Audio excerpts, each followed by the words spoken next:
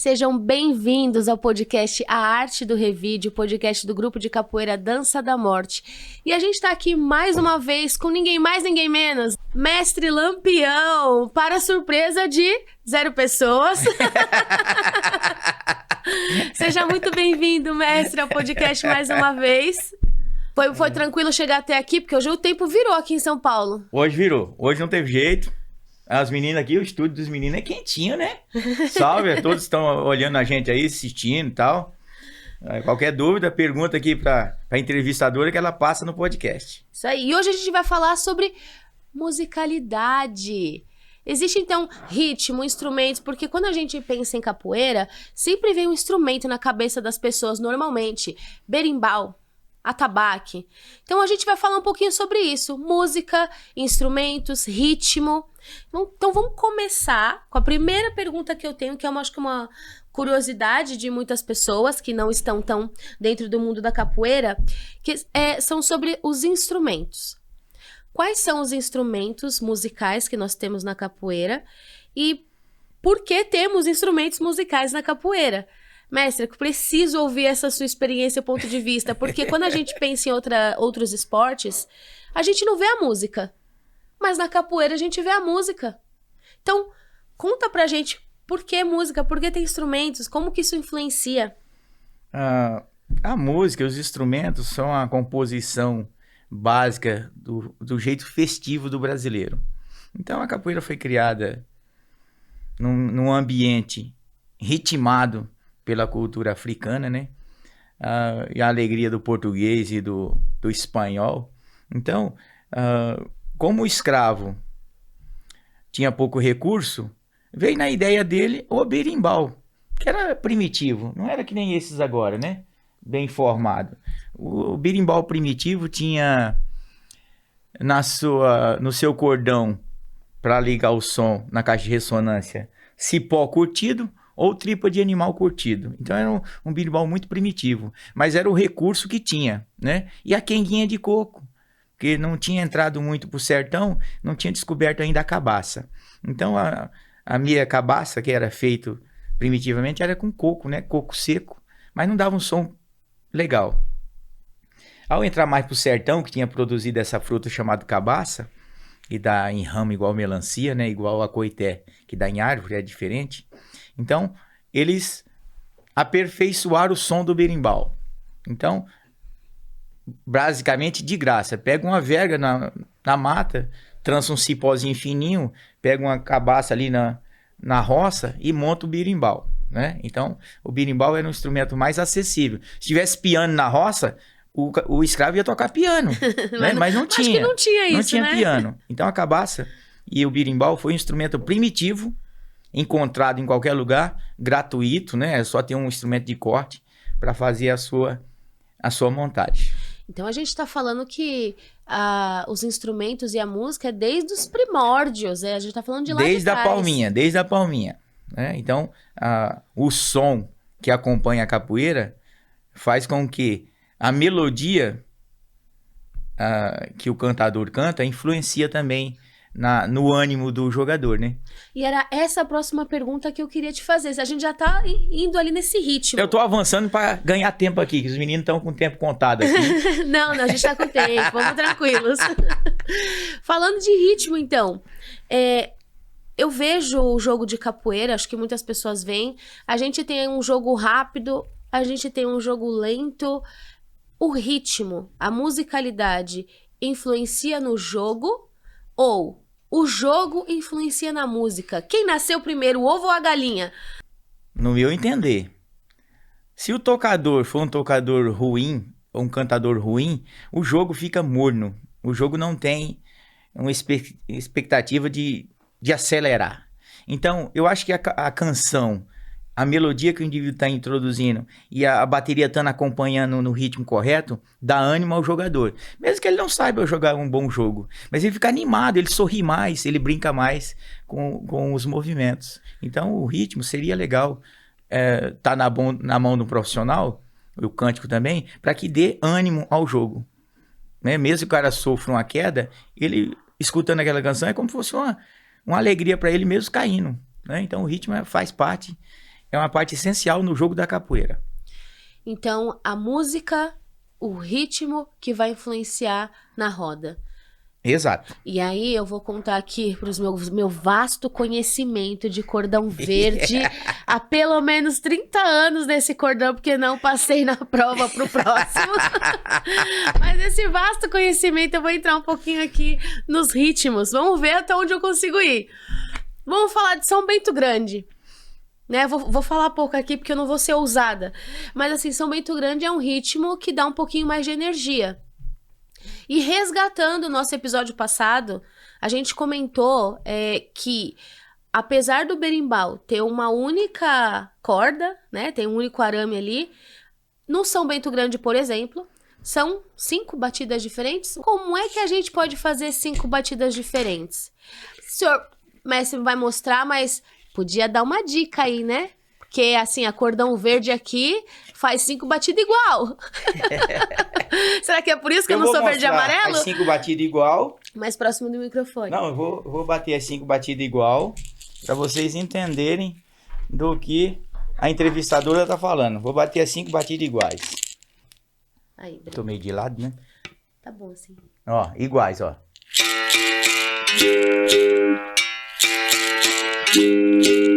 Elas diferentes.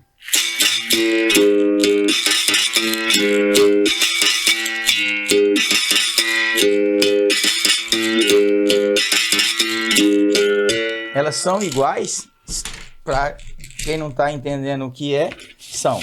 Mas elas são ti-ti-tim, tom, dom, ti-ti-tim, tom, dom. Então elas têm uma força no dobrão que modifica as 3 pancadas de cima. E uma distância na caixa de ressonância, que é a cabaça, a distância que fica da barriga produz uma nota diferente. Então, se você deixar ela colada na barriga, a nota fica igual. Mas se você tira numa distância e bate noutra distância, a nota muda um pouco também. Então, essa é a diferença das pancadas. Nesse instrumento aqui que corta as batidas de cima, uma frouxa, uma média e uma apertada. Lógico, você vai trocar 2 horas o berimbau, adormece o dedo. Por questão de... Mas ossos do ofício. Ossos do ofício, adormece o dedo. Por questões de você estar com esses 2 dedos presos aqui, então, geralmente a mão, 1 hora, 2 horas de canção ali, você tocando, a mão fica dormente. Mas é uma questão de hábito, né? O indivíduo que está aprendendo, ele toca 5 minutos e já adormece. Mas o bom tocador fica 1 hora, 2 horas tocando e não dá problema na mão dele. Eu preciso confessar que essas 5 batidas diferentes ainda tem sido um desafio pra mim. Porque você tá ali, o dobrão você aperta, dali a pouco você solta um pouco o dobrão, afasta da barriga, volta pra barriga. Então, assim, é muito mais difícil do que parece. E esse é um dos ritmos mais fáceis que tem na roda da capoeira, né? O Santa Maria é um toque elevado de conhecimento desse instrumento, só tem um arame para você definir o toque Santa Maria. É bem complicado. Por causa dos repiques e a alternativa, que você alterna o toque ali, então é muito complicado. Então esse toque é o mais simples que tem, para você cantar uma música, hino, qualquer coisa. É o mais simples que tem, se tocar igual eu toco. Ah, sim. Sim. Porque eu ainda tô ali naquela fase entre descobrindo que o dobrão você aperta de mais ou de menos. E o peso do berimbau influencia. O peso do berimbau, qual que é a distância certa da barriga. Uma hora você põe na barriga, outra hora você afasta um pouco, outra hora você afasta muito. Então, assim, é simples. É simples pra quem já tá aí mais de 40 anos na estrada, né, mestre? Mas aproveitando que a gente tá falando disso, eu vou até resgatar. No nosso canal a gente tem um vídeo explicando parte por parte do berimbau. Então aqui a gente tá falando dobrão, cabaça, vareta, verga, arame. Então dá uma pesquisada aqui, tem um vídeo, eu não lembro o nome do vídeo, alguma coisa sobre as partes do berimbau, né, mestre? Isso, nós temos uma página que já explica a função de cada instrumento. Das 9 peças do berimbau, nós temos uma página lá explicando as 9 peças. Oh, mas berimbau não é uma peça só? Quando ele está montado, é uma peça só quando ele está montado. Mas quando ele está separado, para você ter uma composição de 9 peças para montar ele, tem que explicar qual a definição de cada peça, o furinho, para que esse barbante no fundo da cabaça. Então tudo é explicado baqueta, dobrão, né? Então tudo é explicado. Mestre, e dá tempo... Agora não, agora eu fiquei preocupada com os alunos. Dá tempo de aprender tudo isso porque você tá ali na aula. A aula tem o quê? 2 horinhas no máximo? 1h30? No máximo. E você tá treinando e joga pra lá, joga pra cá, e esquiva, e pernada, e redondo, e direto. E você tem que aprender também o berimbau, e o atabaque, e o pandeiro. Tá, que hora que o aluno consegue parar e aprender ritmo, música, fazer seu instrumento? Como que funciona? Porque ele tá dando pernada. E que hora que ele vai estar ali, né, tocando? Como que funciona essas aulas? Bom, geralmente a aula tem um período de aproximação do aluno com a bateria. Então, algumas aulas a gente para uns 10 minutos, 20 minutos antes, ensina a tocar berimbau, ensina a tocar pandeiro, ensina a tocar o reco-reco, o agogô, que agora produziu um muito bom, que o meu amigo Fubá me arrumou 2 castanhas, deu para fazer, né?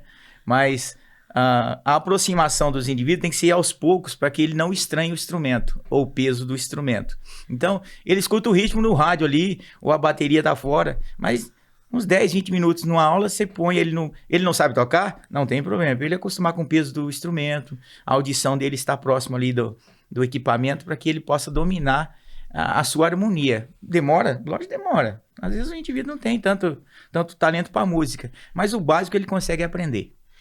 E esse instrumento que você falou aqui, que te arrumaram 2 castanhas, agora, eu vou ter que falar, na minha época não era assim não, viu? Na minha época, pra fazer um desse daí, a gente não conseguiu um negócio bonito desse. Como que é o som desse daí? Mostra pra nós. Isso vem de longe. Isso vem de longe.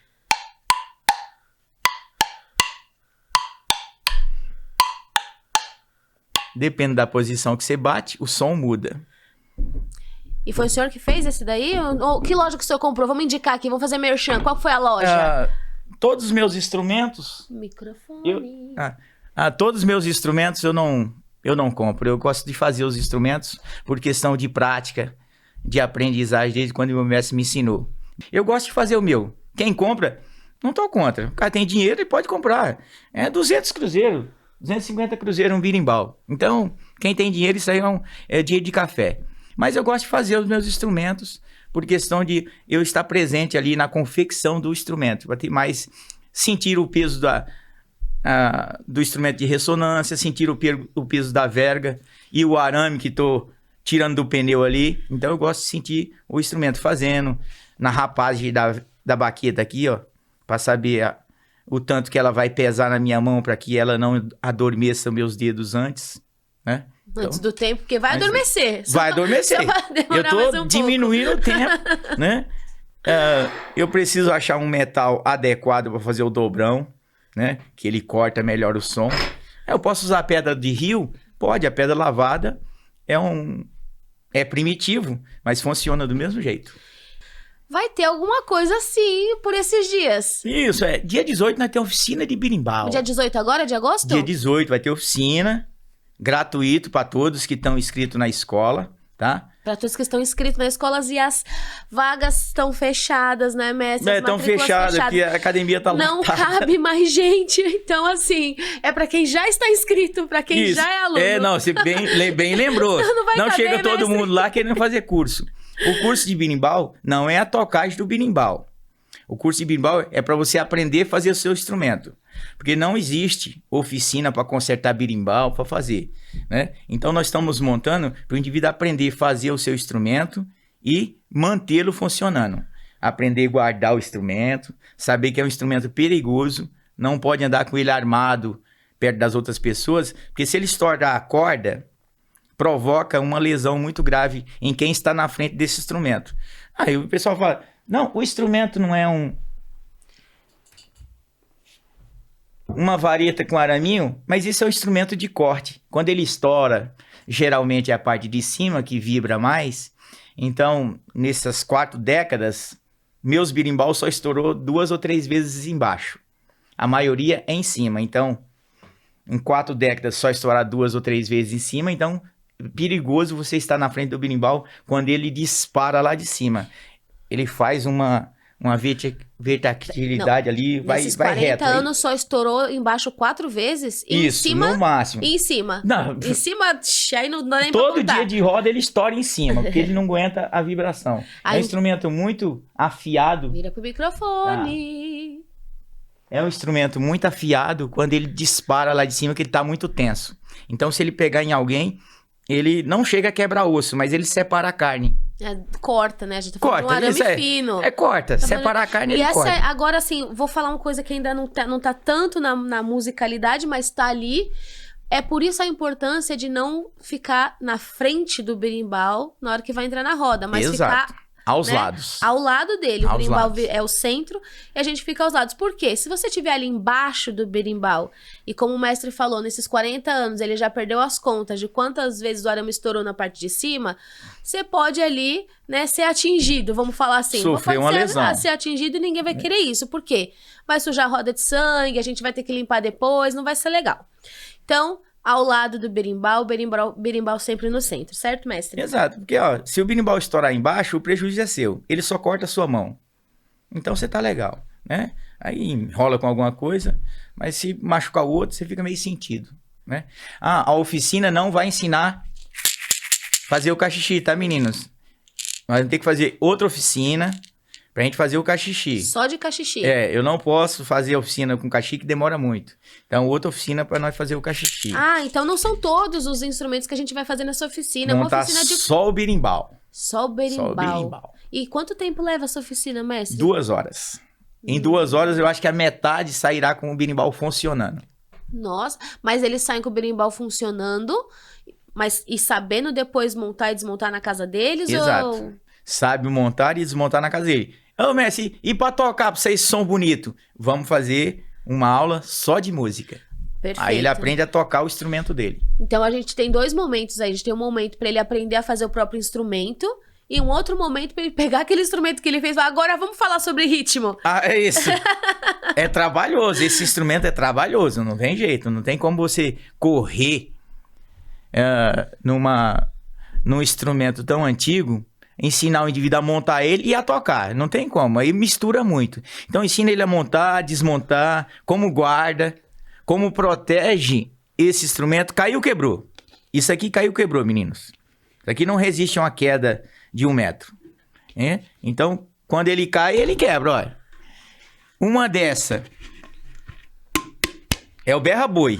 Essa cabaça é um berra-boi. Quando você põe no... Berra-boi? É. Quando você põe no berimbau, ele fica... Ele fica rouco. Né? Ele fica berrando. Então, mesmo sendo grandona e firme, quando ela cai, ela quebra. Quebrou, ela perde a sua utilidade pro berimbau. Mas ainda serve pra fazer o cachixi, ó. Essa parte de baixo é cabaça, ó. Serve pra fazer o cachixi. Então não joga fora, que a cabaça quebrou.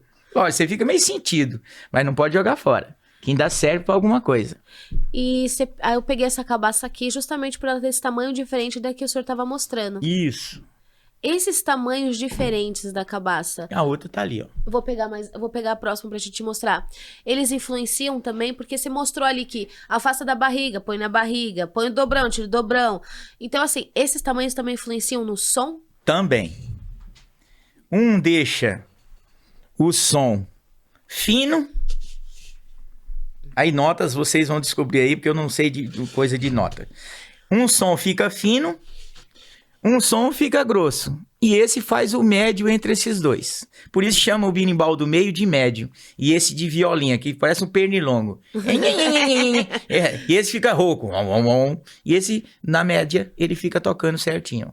Então, dependendo do tocador, se for um bom ritmista, ele prefere esse aqui porque ele repica mais, ele faz mais alternância no toque.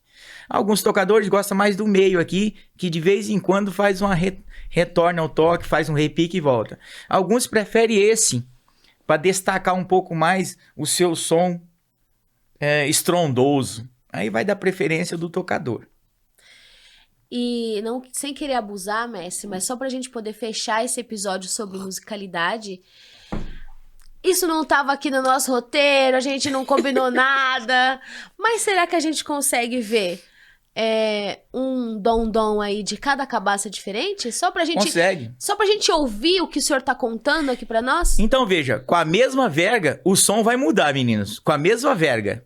Eu vou usar a mesma vega para essa aqui, para essa e para outra. E vocês vão notar a diferença do toque. Qual? Esse é o violinha? Esse é o violinha. Gente, assim, ó, o mestre não tá acostumado com tecnologia. Não. Então eu vou lembrá-lo muitas vezes que ele tem que falar próximo do microfone. Esse é? O viola. Esse é o viola. Ou o médio? O médio. E esse daí é o bichão. É o berra-boi. Esse é o berra-boi.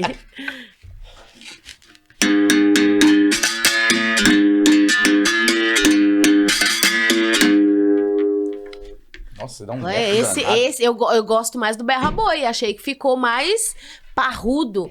Achei que foi um som ali mais estrondente. Mais parrudo. Mais parrudo, mais forte. Mestre, pra gente finalizar o tema ritmo e música, vamos só fazer uma reflexão aqui de como a música influencia... Não, põe essa aqui, essa é bonitinha pra ficar aqui. Ah, tá eu bom, gosto vou colocar dessa. outra, tá bom. Eu gosto dessa aqui. Conta pra gente como que a música te influenciou nesses mais de 40 anos de capoeira. A música faz parte da capoeira, assim como a ginga. Então, se você for fazer uma capoeira sem ginga, lógico, alguns dos meus alunos foram desclassificados no torneio de capoeira porque não gingaram. Mas a preferência da ginga, dependendo da sua utilização, ela serve para diferenciar o tempo de um movimento para outro. Então, se você não tem essa mesma característica, a ginga ela pode passar despercebido dentro do movimento. Mas em referente à música, então o indivíduo precisa ter noções de que a música, no seu ritmo perfeito ali da capoeira, faz com que o jogo se torne um pouquinho mais agradável ao público que está assistindo também. Que às vezes a influência da música vai além da capoeira, porque às vezes as visitas estão sentadas ali em volta, elas batem palma junto.